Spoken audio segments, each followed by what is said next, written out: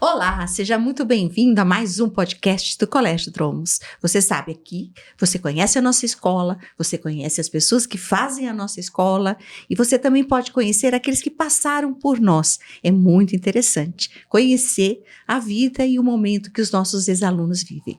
Então seja muito bem-vindo, nós estamos aqui hoje com quem, Rafael? Olha aí, professora Amabile, muito obrigado. Juntos aqui mais uma vez, Dromos Talk. E nós temos aqui um ex-aluno, é tão bom recebermos ex-alunos aqui no nosso Eu programa. gosto bastante. Né? E temos um especialíssimo, né? É verdade, todos esses ex-alunos que têm vindo ao nosso episódio são muito especiais. A gente tem aí um dos maiores patrimônios do Dromos, realmente nas suas vidas, trajetórias, conquistas. A gente vê a marca do colégio, o carinho que cada um deles tem pela escola. Como isso e é a gente bom. por eles.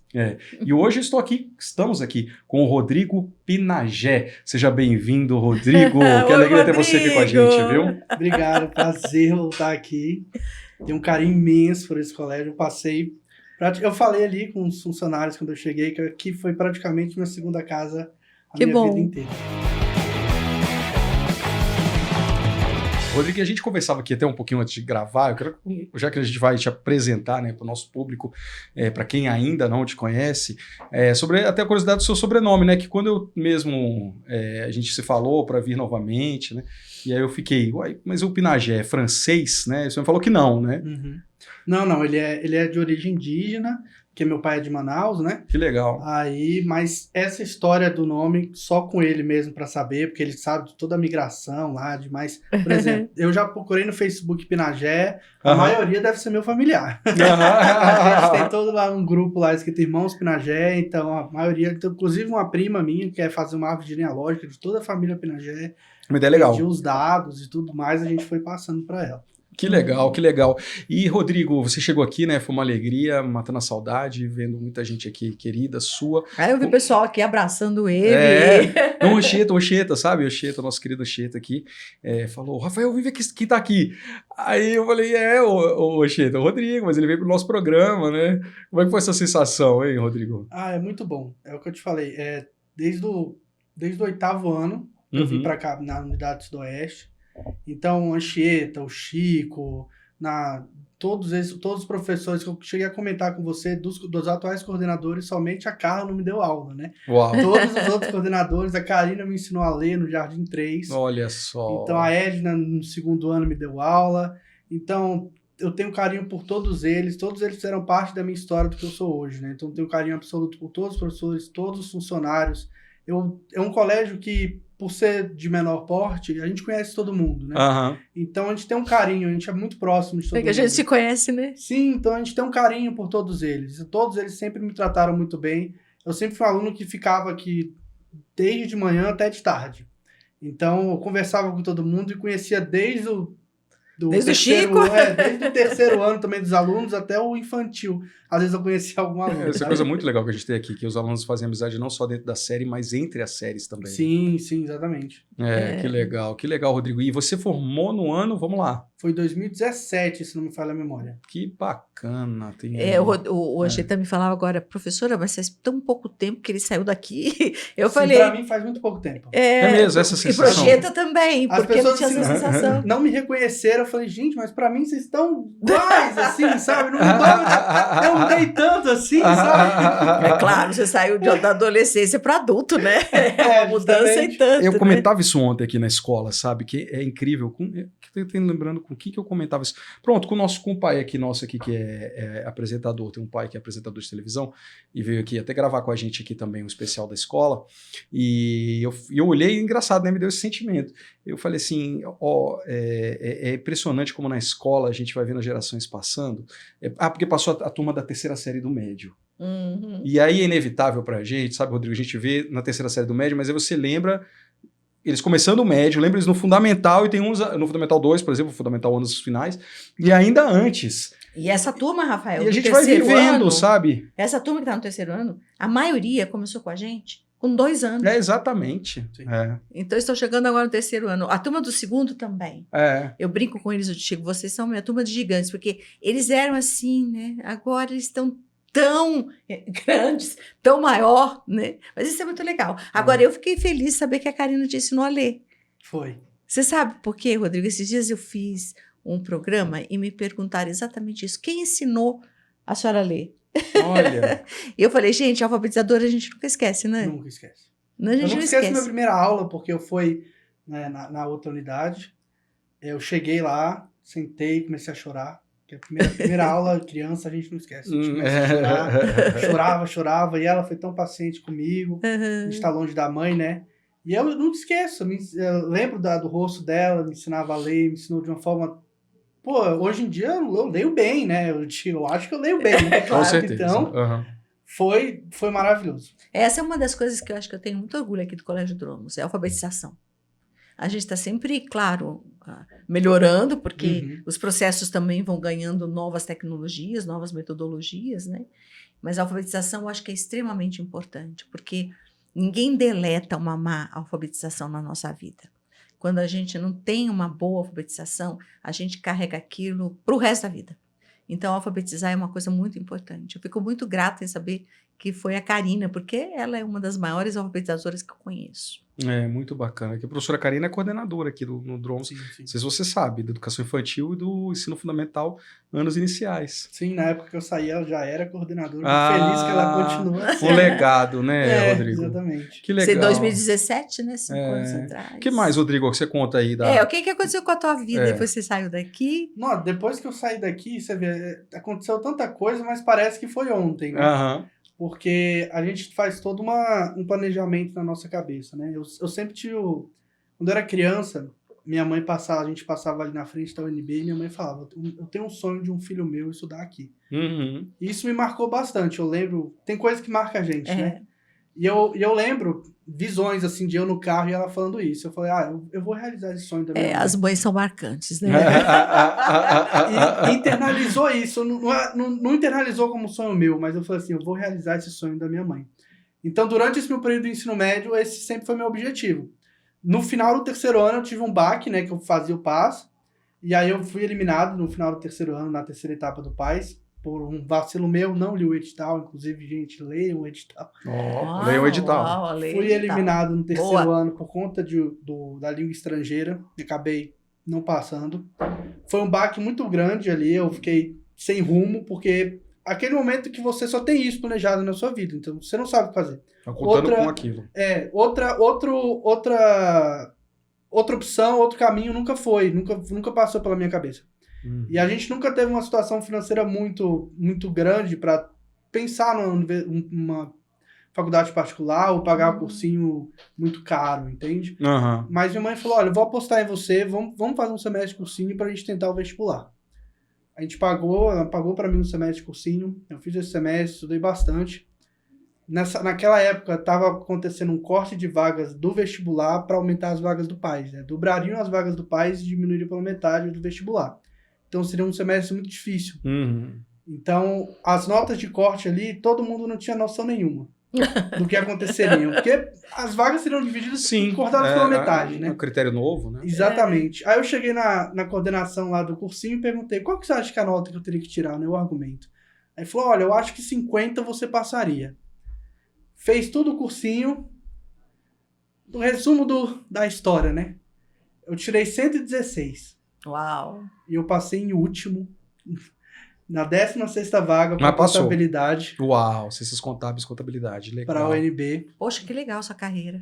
Então, ou seja, se eu tivesse achado aqueles 50, eu não teria passado. Se você não focasse nos 50, né? Se eu tivesse focado nos 50, eu não teria passado, né?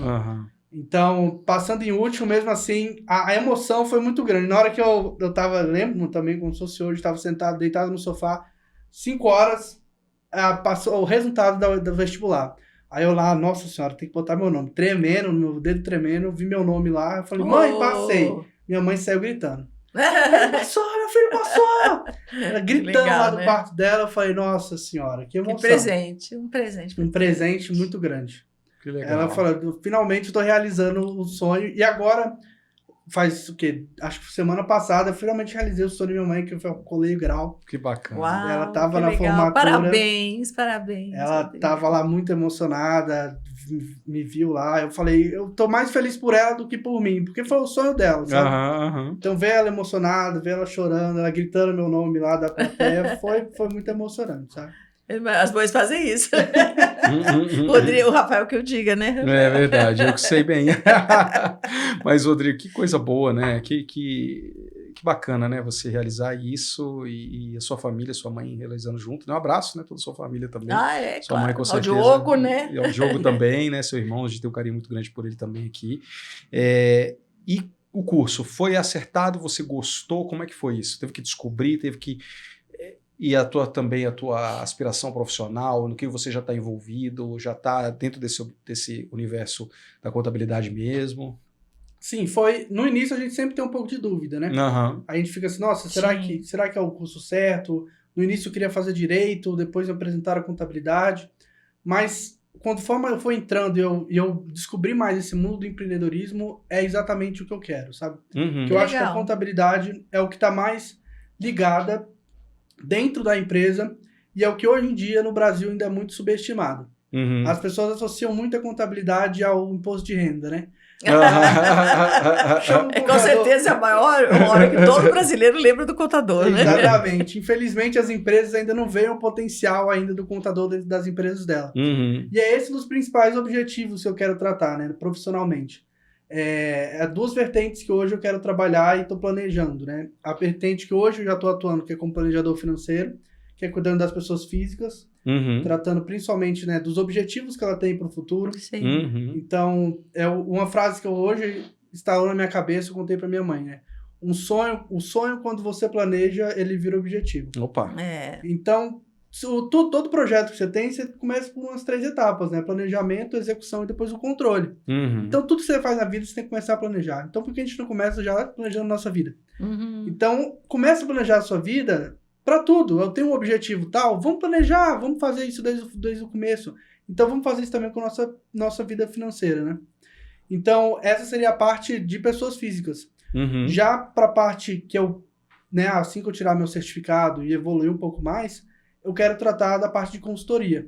Eu quero estar ajudando empresas de pequeno e médio porte, porque eu acho que as de grande porte já tem todo esse arcabouço, né? Uhum. As de pequeno e médio porte a estarem melhorando um pouco mais os seus faturamentos, qualquer dificuldade que elas tenham, né? Seus controles, né? Exatamente. Eu chamo de consultoria personalizada. Perfeito. Porque eu acho que hoje a gente tem, às vezes, uma contabilidade até um pouco mais distante do cliente, né? A gente tem a pessoa que liga para o seu contador e ele faz ali o seu spread fiscal, ele faz ali a sua contabilidade ali do seu orçamento, faz ali do seu pessoal, né? Isso, folha de pagamento. Né? Mas eu queria estar mais dentro da empresa. Eu queria estar realmente vendo ali as suas margens, eu que estar vendo seus custos, realmente melhorar aquela empresa, melhorar o faturamento, tá dentro ali, tá junto com ela. Ótimo. Eu acho que é isso que a empresa precisa, sabe? Olha, Rodrigo, eu acho que eu compartilhei isso contigo também, né? Também Ciências Contábeis foi um dos cursos, né, que eu fiz. E você contando, eu me lembro, eu estava na Califórnia, né? E aí eu lembrei agora, né? Conheci era um chinês que estava fazendo... eu acho que era no estado de Oklahoma que ele fazia, ele estava para correr uma maratona lá, né? Maratona de São Francisco, ele ia correr, esse chinês. Eu acabei fazendo amizade com ele e tudo mais. Ele falou uma coisa que eu não esqueci mais, né? Ele falou que a contabilidade, né? Accounting, né? Is the business language, né? A contabilidade é a linguagem dos negócios. Quando ele falou isso, e aí agora você também, né? Associei imediatamente, que a gente precisa aproximar a contabilidade. Não dá para ser só aquela coisa do livro, como você bem colocou aqui, né, da escrituração, ou a folha, e aí uma relação muito distante, né? O contador, o bom contador será, com certeza, esse do futuro, será que ele que se aproxima para trazer esse planejamento, para trazer esse olhar administrativo, que muitas empresas precisam, né? Porque muitas vezes o dono daquela empresa, né, aquele empreendedor, ele é muito bom naquilo que ele faz, no serviço, no produto que ele oferece, mas inevitavelmente ele precisa ser um administrador, né? Ou precisa contar com uma boa assessoria, com uma administração terceirizada, mas que seja parceira, que seja honesta, evidentemente, para poder vencer esse desafio. Porque pode ser que ele tenha um produto e um serviço maravilhoso, mas se ele não tiver toda essa parte de controle bem feita, vai afundar, né? E sonhos podem afundar assim, né, nesses detalhes, né? Exato. Esses dias eu estava conversando com os nossos alunos do terceiro ano, né? E eu conversando com eles sobre carreiras, né? Uma conversa bem informal, tipo assim, professor e aluno, né? E eu falava para eles que eu achava extremamente importante ciências contábeis. que eu indicaria muito esse curso hoje, porque tudo que eu vejo aqui fora do Dromos, né, por conta de outras atividades que eu exerço, eu vejo a importância de você ter planejamento e alguém que entende de contabilidade, que sabe movimentar com os números para te dar uma análise correta do que está acontecendo na empresa. Eu acho muito legal, parabéns, viu? Estou muito orgulhosa de você também, como a tua mãe. Eu já tive experiência de estágios, né, em alguns setores, e um deles foi numa startup de química, né? E para vocês terem uma noção, dentro da startup de química só haviam químicos. Então, por exemplo, eu sou da opinião de que na parte financeira é bom vocês terem pessoas do financeiro, na área financeira, porque eu acho que vai movimentar aquela área. Realmente Sim. você tem especialistas em cada área. Sim, sim. Então, por ser uma empresa de química, é óbvio que a produção você tem que ter químicos na produção, mas na área financeira faz sentido você ter especialistas financeiros naquela área, sabe? Sim, sim. Então, quando me contrataram como estagiário, eu me senti até perdido, porque minha chefe sabia menos do que eu. Então, ficou uma situação um pouco estranha, sabe? E eu era o primeiro estágio que eu fazia, era no 4º semestre. Aí eu fiquei, nossa senhora, né?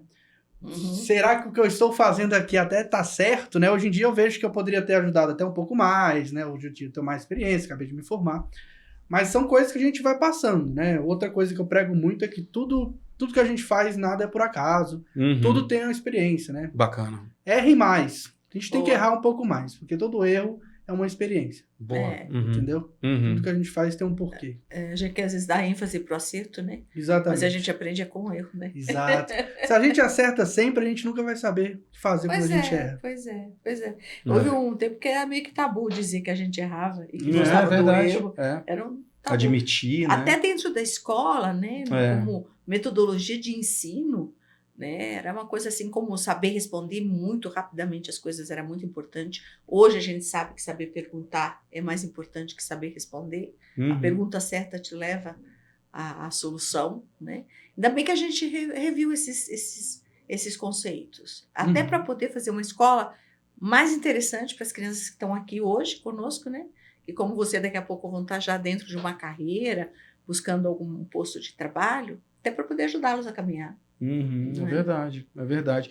E você também comentou alguma coisa na área, né, de educação financeira também, que você tem interesse também, né, Rodrigo? Sim. Já tem desenvolvido projetos nesse sentido, né? Eu estou procurando, inclusive, contato com escolas. Agradeço Não é já. Não por acaso, estamos numa escola. Não é por acaso a gente está na escola? Vocês já foram o meu primeiro contato, agradeço muito a oportunidade para investir nessa área de educação financeira, porque eu acho que é um dos pilares muito importantes que a gente tem e que, infelizmente, ainda não é dada a devida importância, né?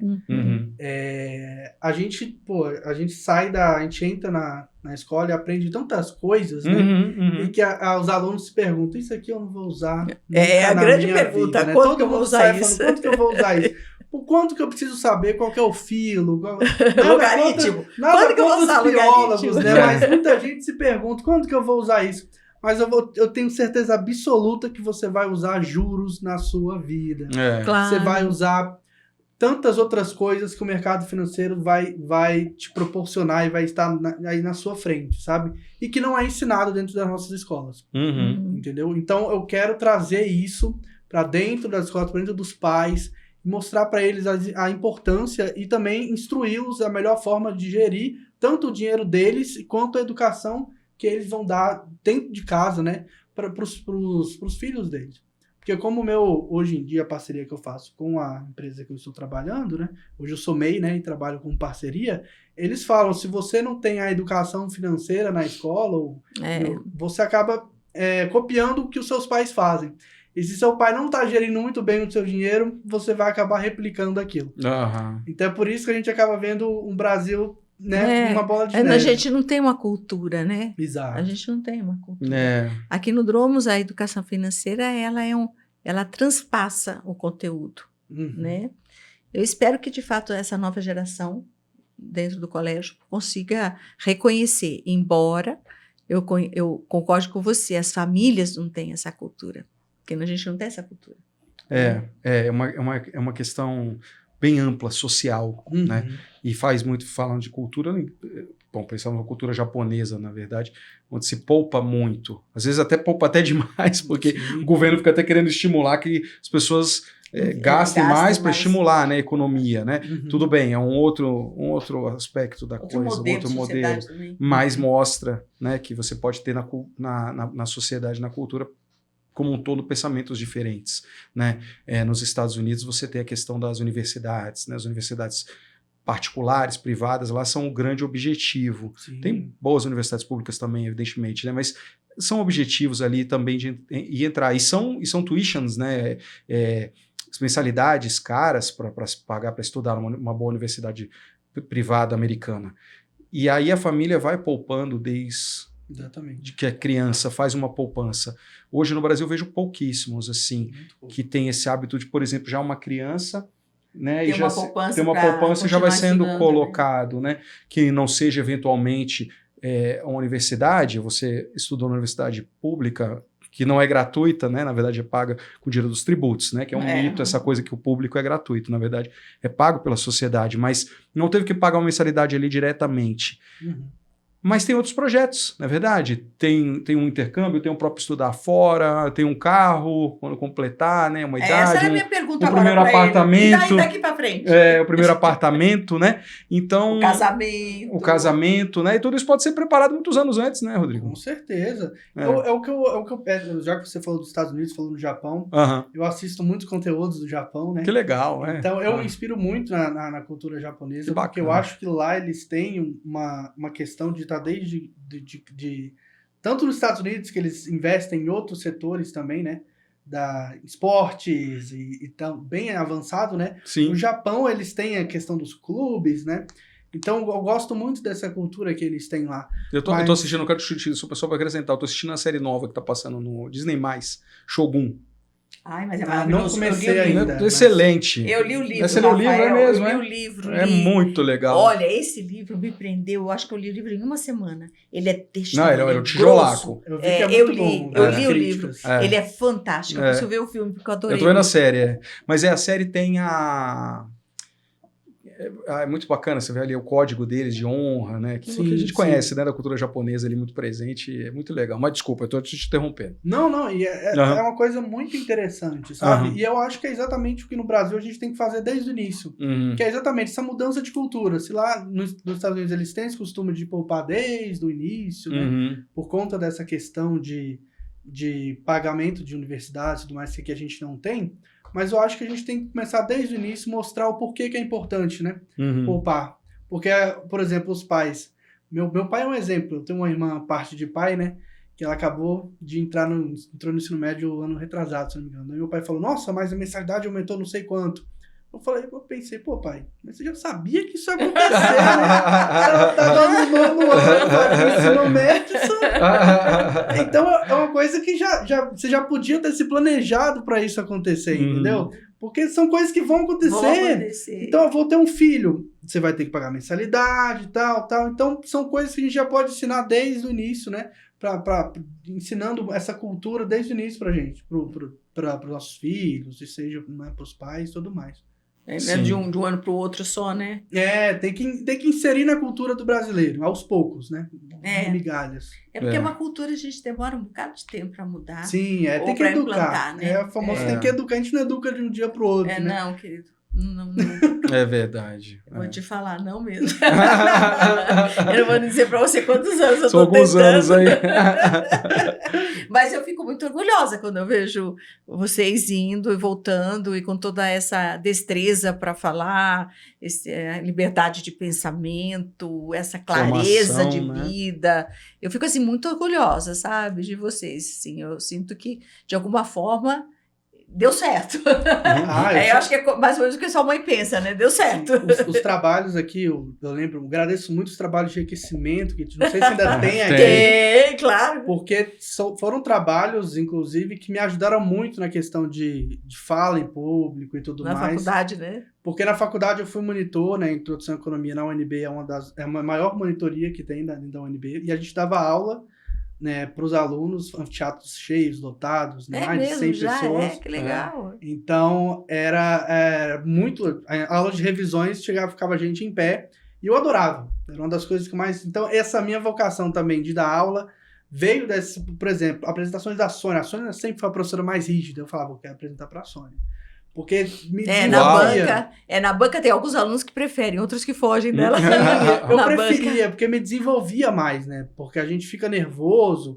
Aí eu aprendi que esse negócio, por exemplo, uma dica aí para os alunos, né? Não decorem. Porque quando você decora e você esquece, vai tudo por água abaixo. É verdade. Você tem que saber. Se você sabe o que você está falando, na hora você esqueceu, puxa o outro fio. Você sabe o que você está falando. Você improvisa. É verdade, é. Você sabe o que você está falando, você improvisa. Uma coisa vem. Então, a apresentação para mim hoje em dia, se eu sei o que eu estou falando, eu esqueci, cara, eu improviso. Porque eu sei o que eu tô falando. E tem conteúdo, né? Internalizado.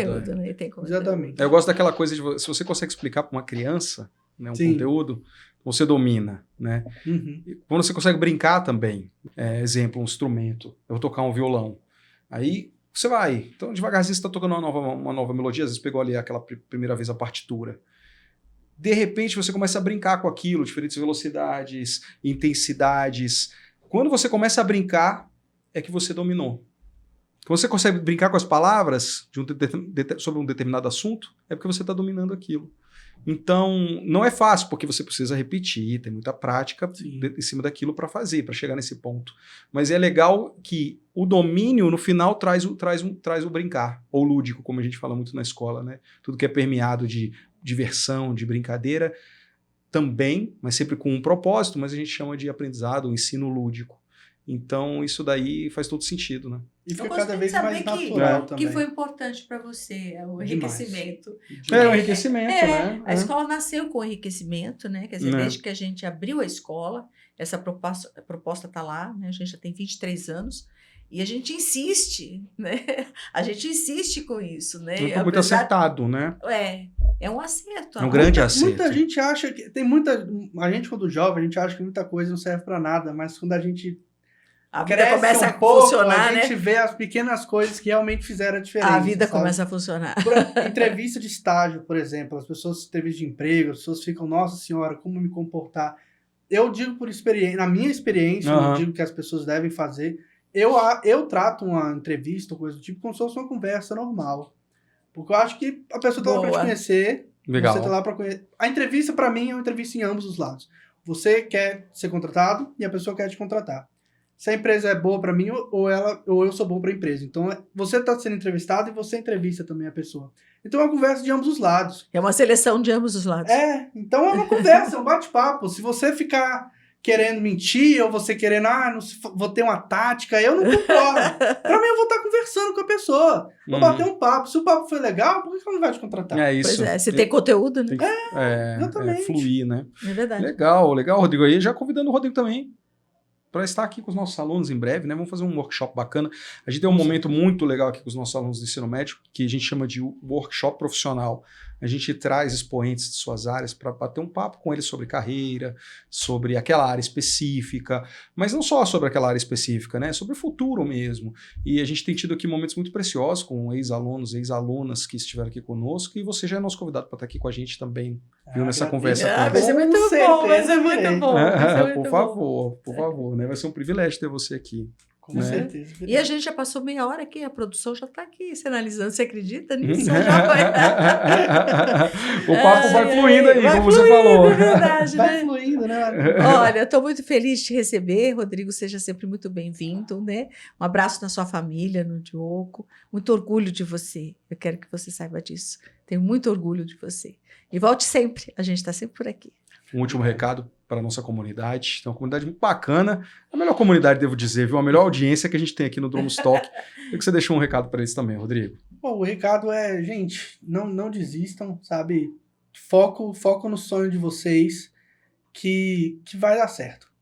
É isso aí. Legal. Você vai ver o Rodrigo por aqui sempre. E continue conosco. O nosso Dromos Talk, este ano cheio de convidados especialíssimos, temas que vão enriquecer sua vida, sua família, um programa que você sempre pode assistir em família, chamar os nossos queridos alunos para estar aí também com os pais, com as mães, vovô, vovó, todo mundo juntos. Dromos Talk, vamos juntos, estamos juntos sempre.